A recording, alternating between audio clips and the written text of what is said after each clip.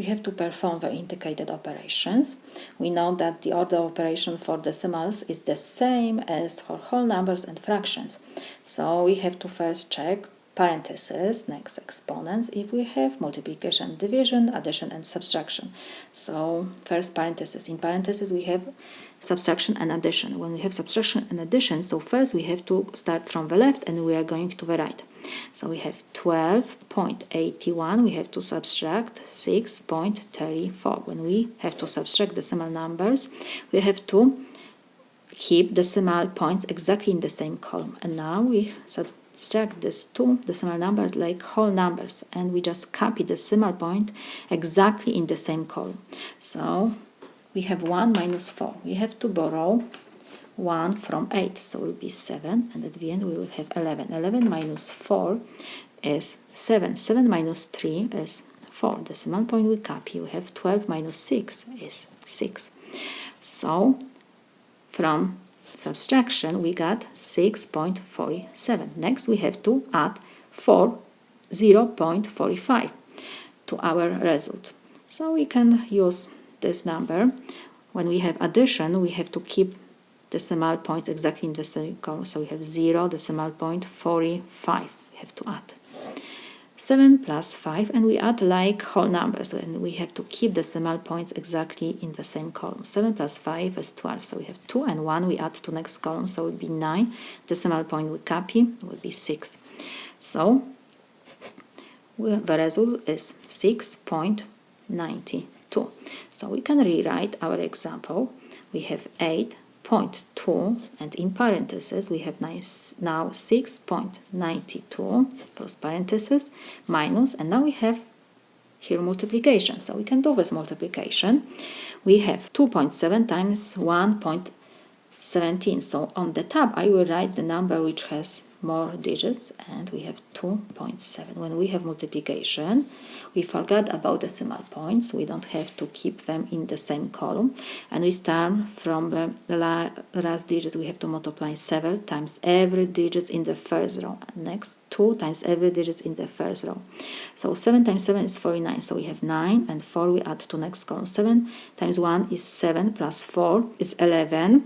So it will be 1, and 1 we add to next column. 7 times 1 is 7 plus 1 is 8. Next we have 2 in the second column, so this 10th column. 20 times 7 is 140. So we have 40, and 1 we add to next column. 2 times 1 is 2 plus 1 is 3. 2 times 1 is 2.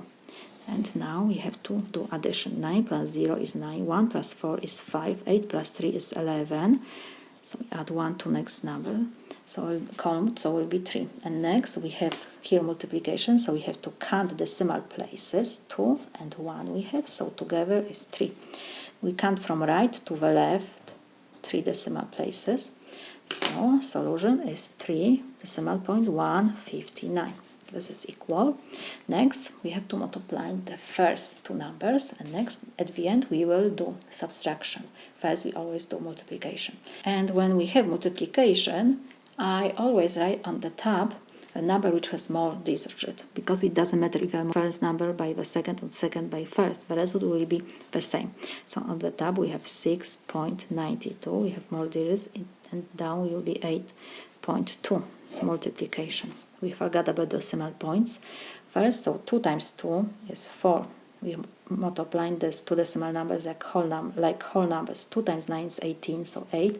And 1 we add to next column. 2 times 6 is 12, plus 1 is 13. Next we have 8 in the second column, so it's 10th column. So 80 times 2 is 160. So 60, right? 1 we add to next column. 8 times 9 is 72, plus 1 is 73. So we have 3. And 7 we add to next column. 8 times 6 is 48, plus 7 is 55.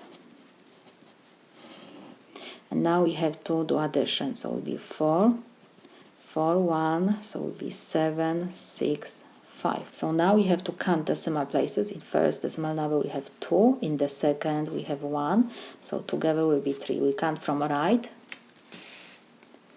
to the left. 1, 2, 3 decimal places. Decimal point will be between 6 and 7. So from multiplication these two factors we have 56 decimal point 744 minus we have 3.159. So I will use these numbers. We have to subtract, so we have two decimal numbers, so we have to keep decimal points in the same column. So we have 3 decimal point 159. Subtraction. 4 minus 9 we cannot do, so we have to borrow 1 from 4, so it will be 3 and will be 14. 14 minus 9, it will be 5. And next we have 3 minus 5, so we borrow 1 from 7, so it will be 6, and we will have 13 minus 5 is 8. 6 minus 1 is 5, decimal point we keep in the same column. 6 minus 3 is 3, and 5 we copy. So we got that this is equal 53 decimal point 585. This is my solution.